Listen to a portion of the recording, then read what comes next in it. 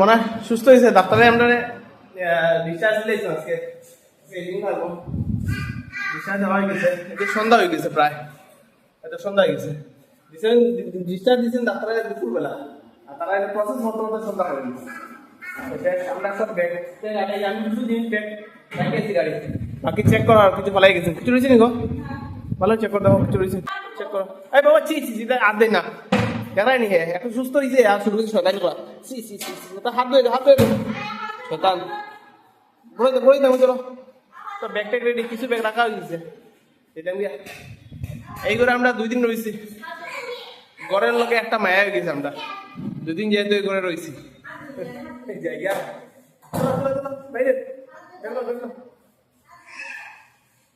তারপরে ছেলে সুস্থ হয়ে গেছে। এখন গরম দিয়ে একটু খেয়াল করে রাখতে লাগবে তাদের, যেহেতু ঠান্ডা না লাগে আর।